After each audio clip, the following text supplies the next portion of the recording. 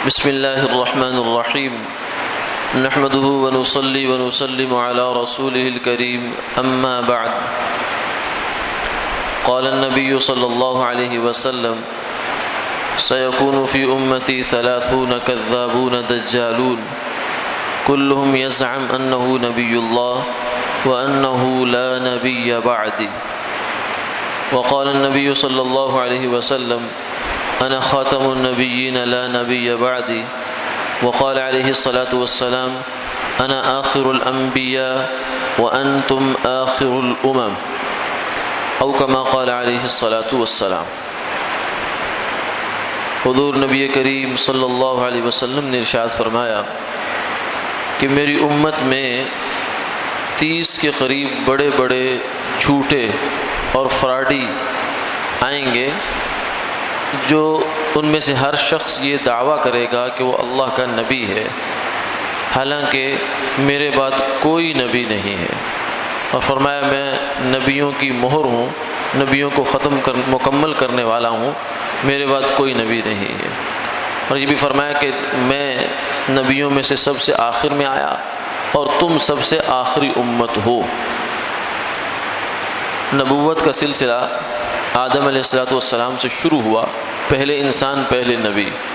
اور اس سلسلے کا چلتے چلتے چلتے اختتام اور تکمیل ہے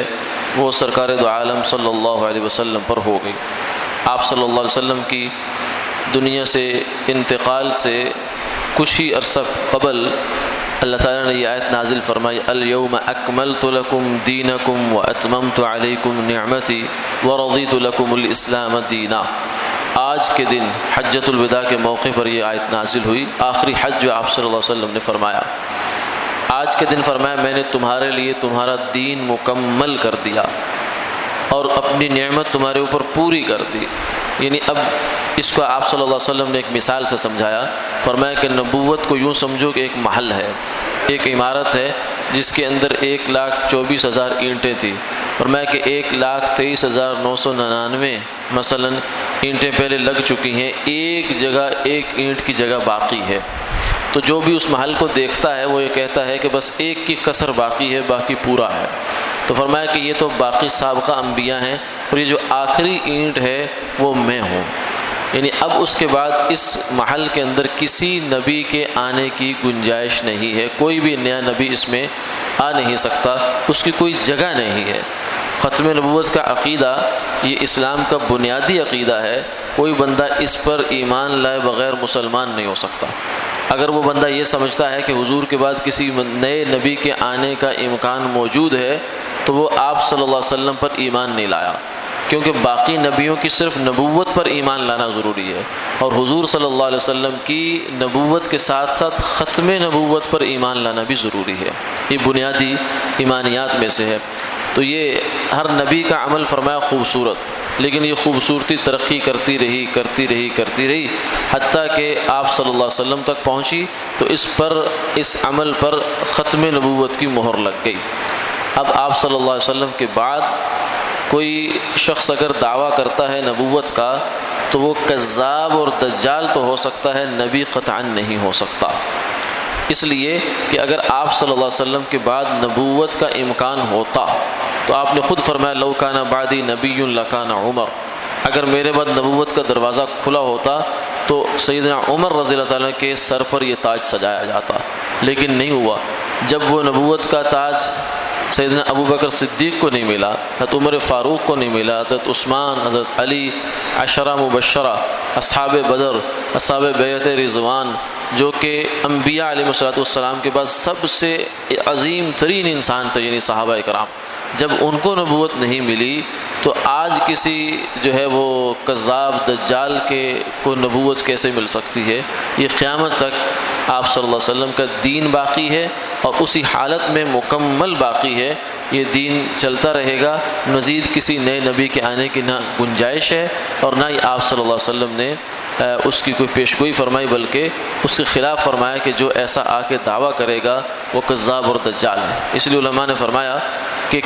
جو اگر انسان دعویٰ کرتا ہے کہ میں نبی ہوں، کوئی بندہ اس سے دلیل پوچھے کہ کیا دلیل ہے، تو یہ اگر تو اس لیے پوچھ رہا ہے کہ اس کو لاجواب کرنا چاہتا ہے،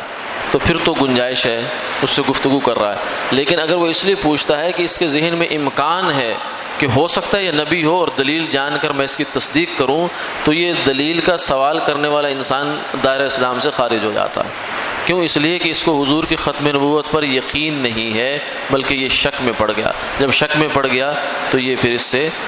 ایمان اس کا ہاتھ سے نکل گیا۔ اس لیے یہ عقیدہ ہمیں اپنے ذہن میں بھی بٹھانا ہے، اور ہمیں اپنی ماحول میں بھی، اپنے نسلوں میں بھی اس عقیدے کو آگے چلانا ہے، کیونکہ اس حوالے سے بہت زیادہ ملک میں بھی، بین الاقوامی سطح پر بھی سازشیں آئے روز ہوتی رہتی ہیں مختلف طریقوں سے۔ ہمارے ذہنوں میں اگر یہ عقیدہ مضبوط ہوگا تو ان کا مقابلہ کرنا آسان ہوگا۔ اللہ تعالی ہمارے ایمانوں کی حفاظت فرمائے۔ آج کا مسئلہ بھی اسی سے متعلق ہی ہے کہ ہمارے ہاں یہ جو مرزا غلام احمد قادیانی نے نبوت کا دعویٰ کیا اور کچھ لوگ اس کے پیچھے چل پڑے جو دائرہ اسلام سے خارج ہو گئے، مرتد ہو گئے، اب یہ ہمارے ہاں ملک میں بھی ہیں، دنیا میں بھر میں ہیں، تو ان کے ساتھ ہمارے تعلقات کیسے ہونے چاہیے؟ تو اس میں یوں سمجھیے کہ تعلقات کی جو تو سطح ہے نا، معاشرتی تعلقات جسے سوشل ریلیشن کہتے ہیں، ان کے ساتھ یاری دوستی لگانا، اڑوس پڑوس کا تعلق رکھنا، شادی غمی خوشی میں آنا جانا، رشتہ داریاں کرنا، یہ تو قطعاً ناجائز اور حرام ہے، اس سے بچنا چاہیے۔